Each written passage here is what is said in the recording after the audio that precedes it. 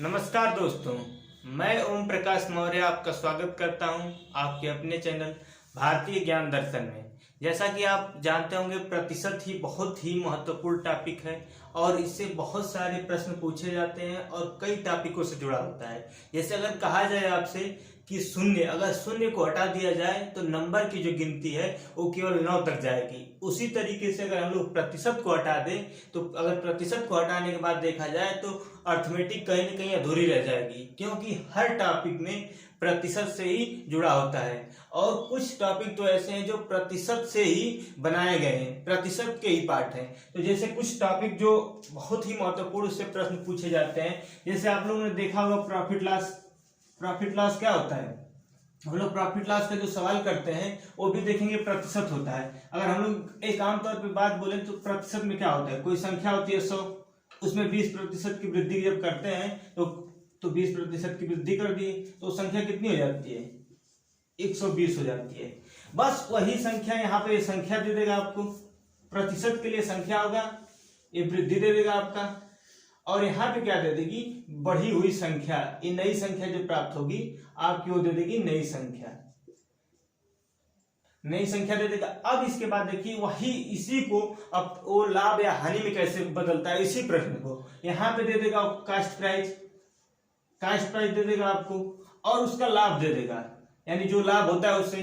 तो लाभ मान लो 20 दे दिया, वो इसी सवाल को अब दे देगा सेलिंग प्राइस, यानी दोनों को ऐड कर देंगे तो सेलिंग प्राइस हो जाएगा।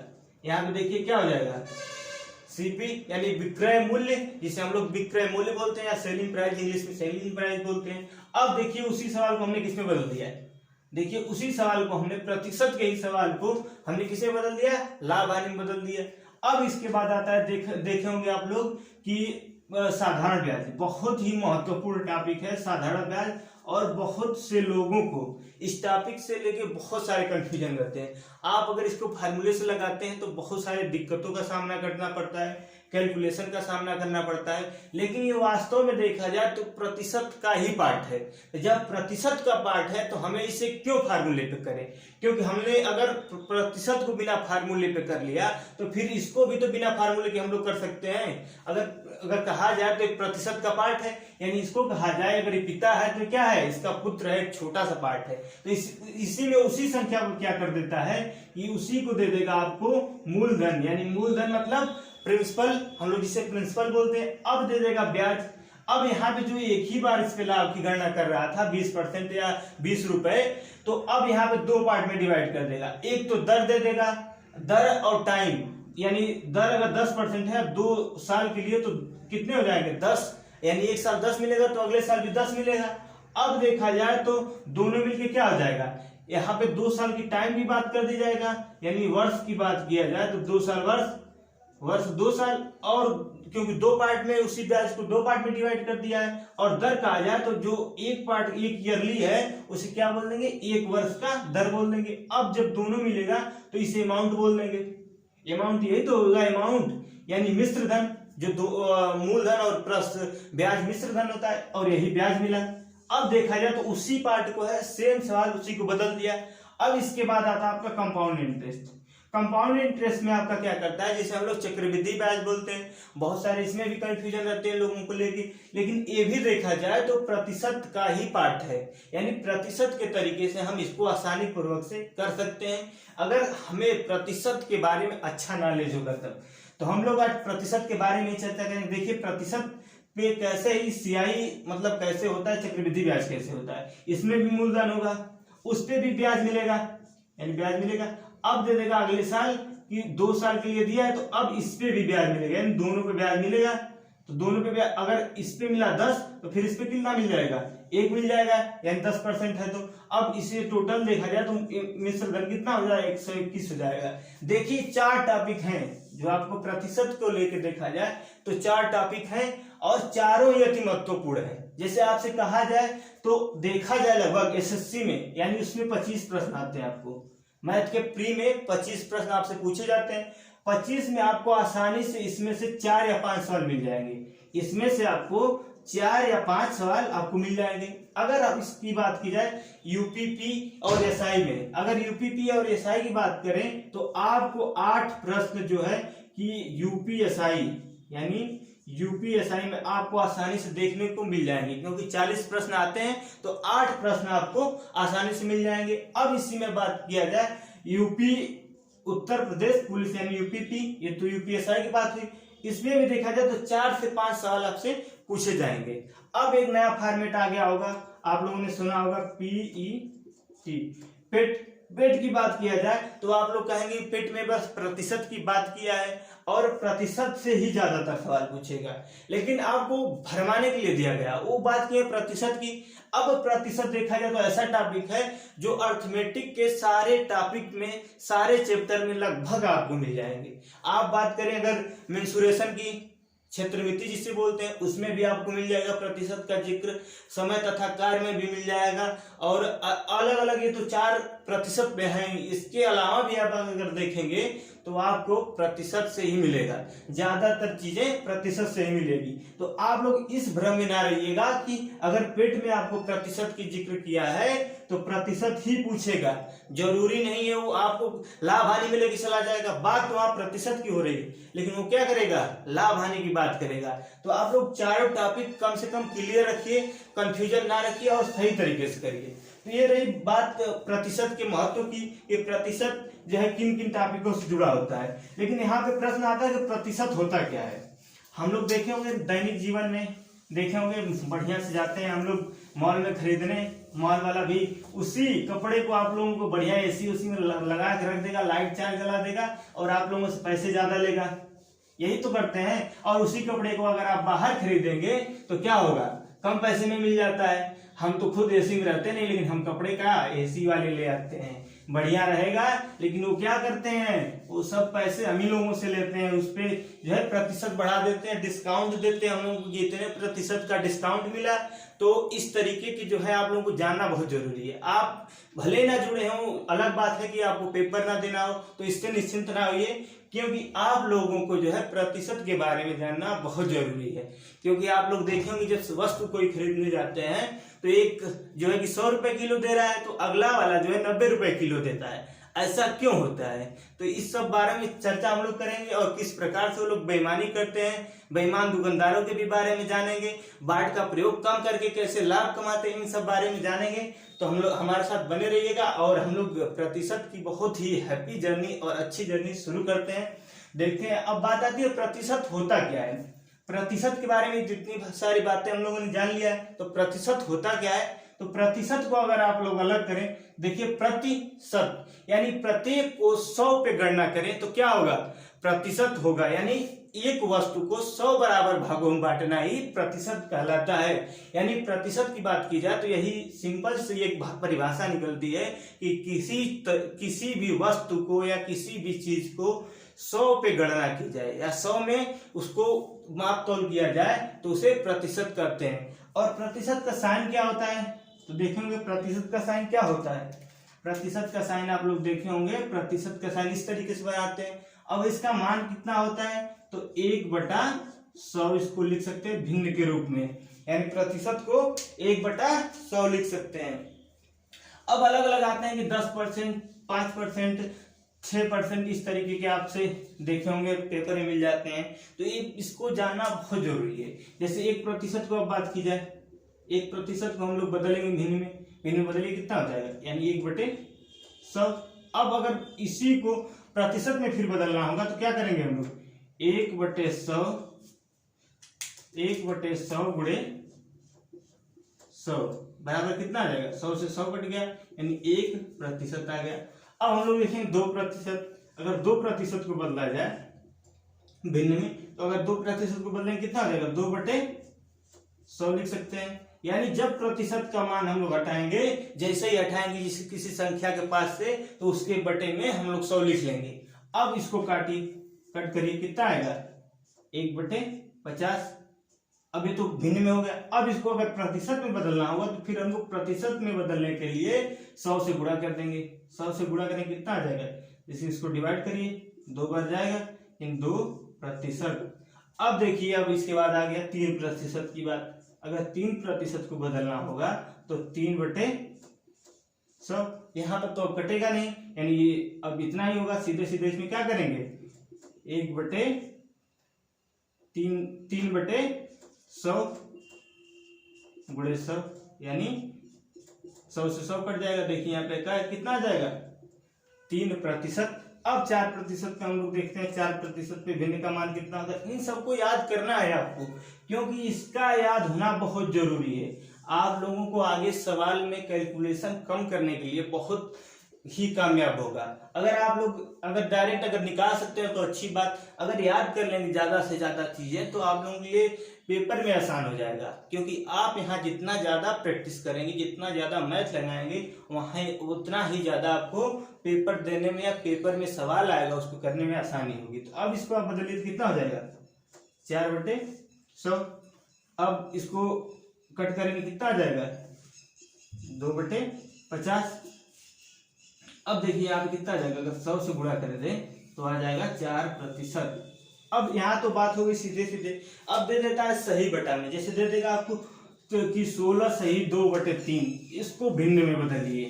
तो इस तरीके के आप लोगों को दिक्कतें होती हैं कि इसको कैसे भिन्न में बदला जाए। तो इसको देखिए कैसे करना है। जैसे दे दिया आपका एक जो देखेंगे भिन्न आता है उसको बदलना है। जैसे प्रतिशत दे देता है 16 सही 2/3, आपको दिख जाएगा 16 सही 2/3%। अब इसको आप किसमें अब दे देगा भिन्न में बदलिए। तो इसके लिए हम क्या करेंगे 16 का गुणा कर देंगे 3 में, तो 16 48 प्लस 2/3। अब यहाँ पे प्रतिशत का साइन लगा देंगे। अब कितना हो जाएगा 50/3% है। अब प्रतिशत हटाएंगे जैसे क्या लग जाएगा नीचे आपका सीधे सीधे क्या आ जाएगा, जैसे प्रतिशत हटाएंगे 100 आ जाएगा, यानी 0 से 0 कट जाएगा। यहाँ से 5 से काट देंगे कितना जाएगा 1/6।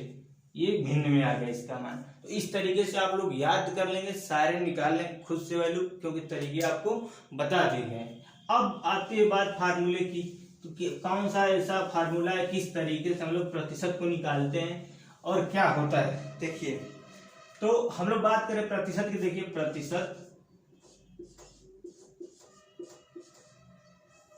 प्रतिशत बराबर तुलना बटे तुलनात्मक संख्या गुणे 100। एक ही फार्मूला होता है।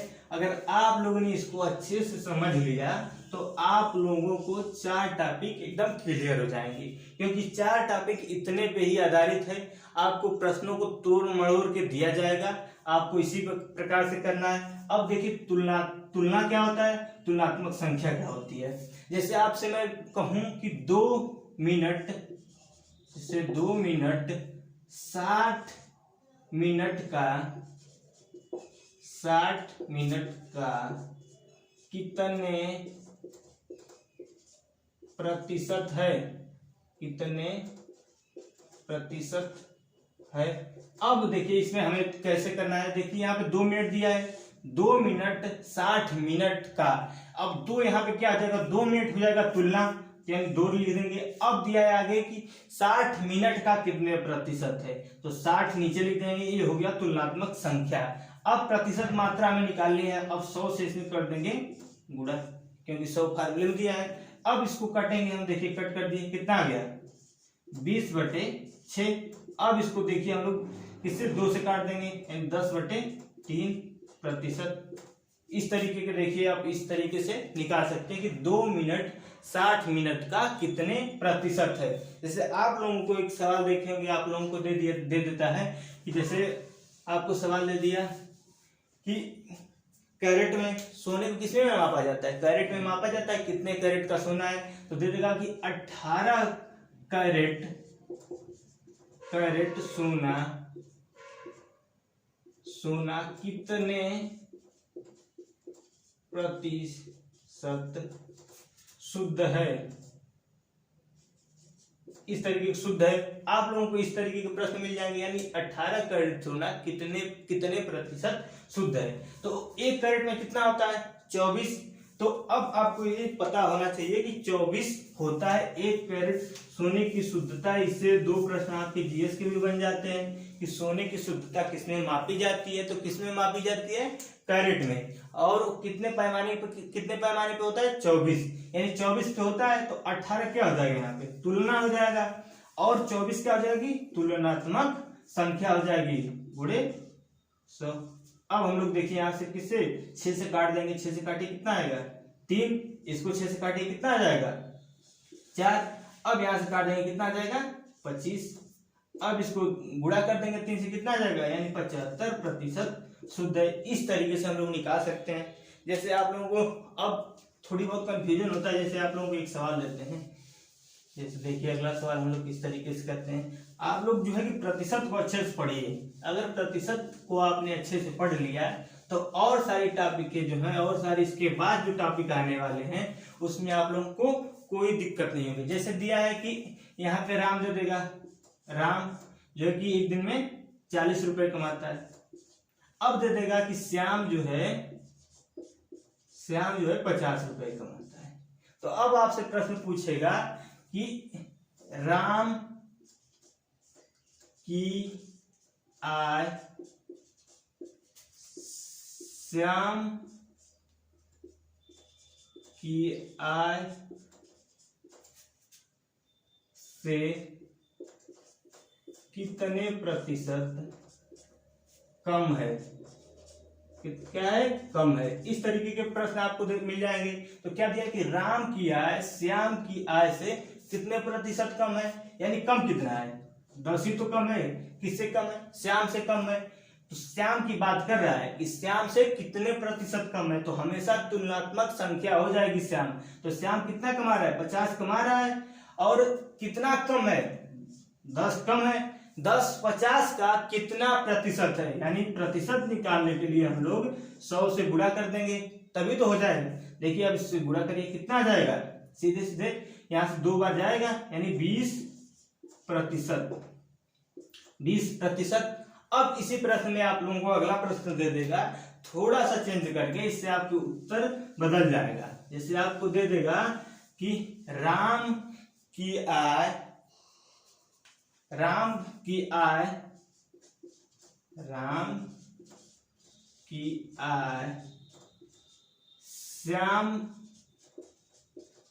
की आय का कितना प्रतिशत है,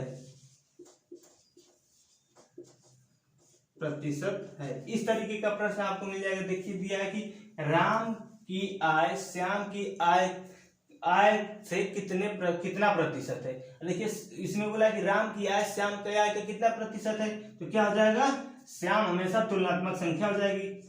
अब क्या आ जाएगा, 50 नीचे आ जाएगा, गुणे 40, अरे ऊपर 40 आ जाएगा, गुणे 100। अब इसको हम लोग काट दें, कितना आ जाएगा, 2, यानी 80% है। यानी राम की आय जो है श्याम की आय का 80% है, यानी ये कितना हो गया, 100 हो जाएगा। ये कितना हो जाएगा, 80 हो जाएगा, यानी 80 है तो ये 100 है, यही तो आया।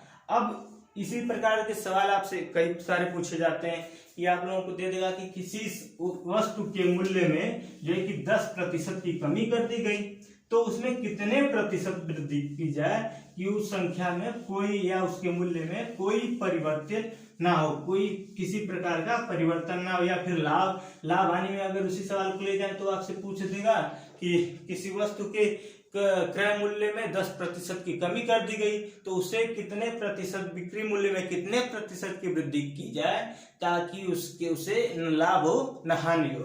इस प्रकार देखिए किसी वस्तु में 10% की कमी कर दी गई। सवाल आप ध्यान सुनिएगा, किसी वस्तु के मूल्य में 10% की कमी कर दी गई, तो उसे कितने प्रतिशत की वृद्धि की जाए ताकि उसमें कोई परिवर्तन ना हो उसके मूल्य में, यानी पुनः नया वाला मूल्य आ जाए। तो अब हम लोग देखेंगे क्या, वो वस्तु रही होगी 100, अब उसमें 10% की कमी कर दी गई, तो हो कितनी गई, इसका 10% निकालिए, 100 का 10% 10 ही होगा, 90 हो गया। अब दिया है आगे कि कितने प्रतिशत की वृद्धि की जाए ताकि उसमें कोई परिवर्तन ना हो, तो कम कितना हुआ है, 10% कम हुआ है, 10 ही तो कम हुआ, 100 से सीधे 10 कम करिए, 90 आ जाएगा। अब आगे दिया है कि अगर 10% कम, अगर 10% बढ़ाना हो, यही तो घटा तो इसी को तो बढ़ाना है, तो अब बढ़ाएंगे कहाँ हम, इसी से तो बढ़ाएंगे, जो बचा है उसी से तो बढ़ाएंगे। तो इसको क्या कर देंगे, नीचे कर देंगे गुणे 100। आप लोग इसको डिवाइड करिए, कितना आ जाएगा 11/1/9%। इस प्रकार से आप लोग कर सकते हैं, आप लोगों को बिल्कुल परेशान नहीं होना है। और हम लोग आगे सवालों के बारे में चर्चा करेंगे आपसे, कुछ बेहतरीन सवाल। तो आप लोग जो है कि अच्छे से इसका रिवीजन कर लीजिएगा, किस तरीके से प्रतिशत है और इससे हमें क्या क्या चीजें सीखनी है। तो हम लोग अगली वीडियो में आपको बताएंगे कि किस प्रकार से नए प्रश्न और होते हैं, किस प्रकार से आपको पूछेगा। जैसे आपको प्रश्न दे देता है कई बार कि अरे एक मूल्य बढ़ाया गया, 10% बढ़ाया गया, फिर 20% घटाया गया, तो इस प्रकार के भी प्रश्न आपको मिल जाएंगे बिना फार्मूले। जो आप लोग लगाते हैं कि एक्स वाई, ये सब फार्मूले लगाते हैं, 2 बार वृद्धि हुई, 3 बार वृद्धि हुई। अगर मैं आपसे कहूं कि उसी वृद्धि को हम 4 बार करते रहे हैं, तब आपका फार्मूला उसमें नहीं लगेगा, आप लोगों को बहुत सारी दिक्कतों का सामना करना पड़ेगा। तो आप लोगों को लिए मैं प्रतिशत से ही बताऊंगा। प्रतिशत ही बहुत ही महत्वपूर्ण टॉपिक है, तो आप लोग प्रतिशत का पूरा वीडियो देखिए और इसको 2 बार देखिए। अगर एक बार में आप लोग, क्योंकि छोटी छोटी चीजें आप सीखेंगे तभी आप बड़ी चीजों को सीख पाएंगे। क्योंकि अगर आप जाएंगे, अगर मान लीजिए अगर ईश्वर के पास जाएंगे, आप कहेंगे हम दोबारा नहीं जाएंगे पृथ्वी पे, क्योंकि आपने जो है कि हमें गरीब बना दिया। तो इसमें ईश्वर की गलती कोई नहीं है। कहेंगे कि तुम बेवकूफ हो बच्चे, तुम्हें हमने सब कुछ दिया, दिमाग दिया, आंखें दिया, आप कहोगे सर दिमाग तो कहीं और लगा दिए, तो अब उसके जिम्मेदार हो थोड़ी है। अब दिमाग दिए, आंखें दिए, तो आप लोग अपने दिमाग और आंखों का सही प्रयोग करिए और जो है अच्छे से अध्ययन करिए हर चीजों का, तो गरीबी खुद नहीं आएगी। तो आप लोग जो है कि अपना ध्यान रखिए और सुरक्षित रहिए। आज के लिए इतना ही, अगली वीडियो में फिर मिलते हैं, तब तक के लिए जय हिंद।